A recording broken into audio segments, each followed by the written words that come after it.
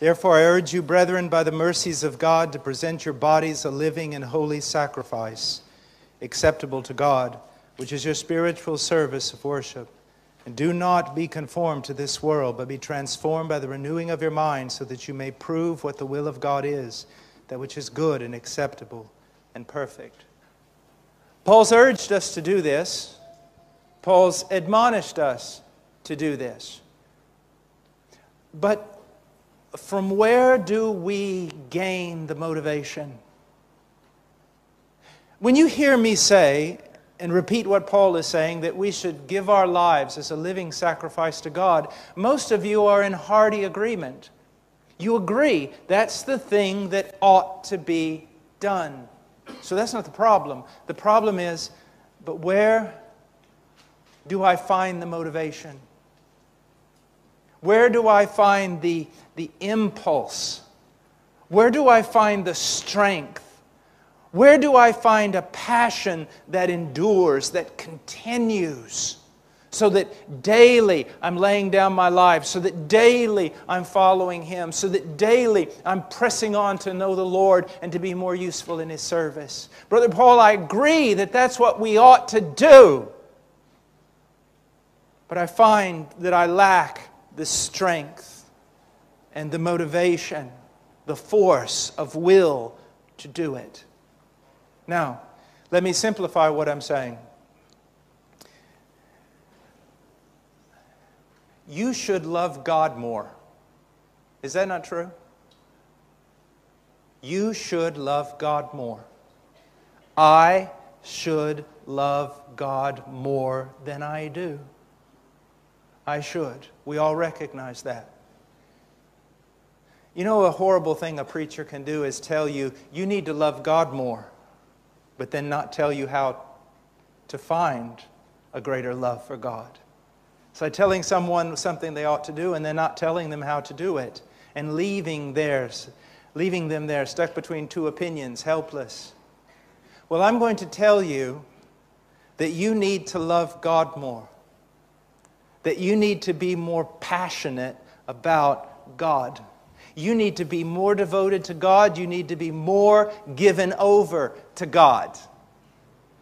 But I'm not going to leave you there. I'm now going to tell you how that can be accomplished. And it's not a quick fix. It's something that requires endurance, but it is something that can transform your life over time. And it's found in this text. Look what he says.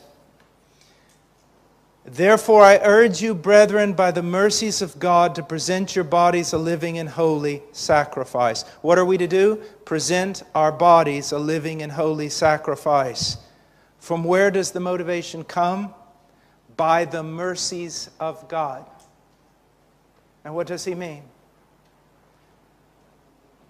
The more you understand and comprehend, the more you sound the depths of the mercies of God toward you, the more you will be motivated and strengthened to present your life to Him as a living sacrifice. Or in other words, let me put it this way. The more you understand the mercies of God toward you as they are revealed in the cross, in the gospel work of Jesus Christ, the more empowered you will be to actually grow in devotion and grow in laying down your life for Him.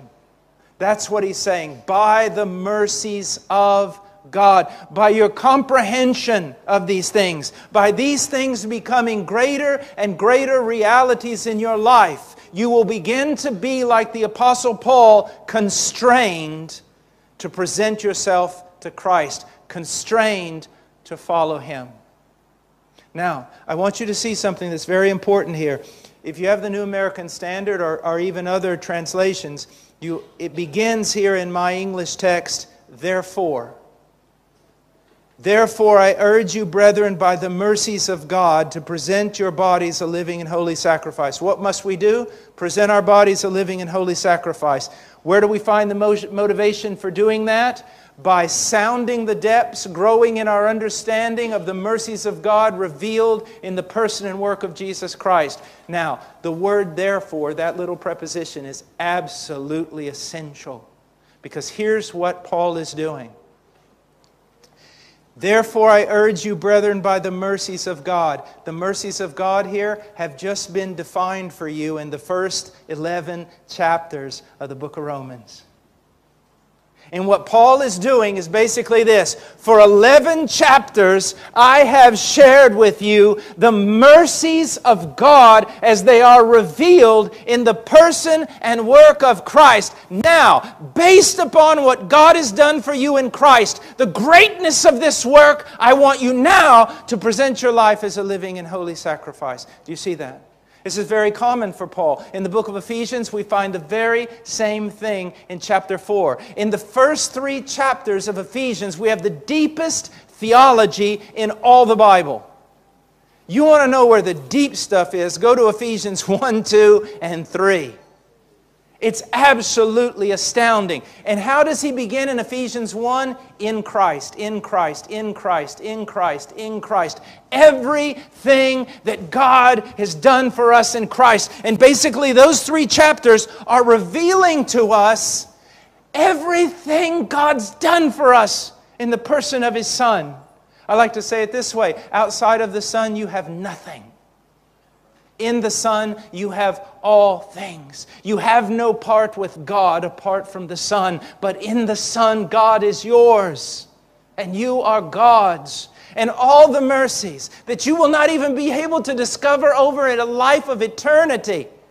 All the mercies of God are yours in Jesus Christ, he says in Ephesians 1 through 3. And then he gets to 4 and he says, now, therefore, live this way.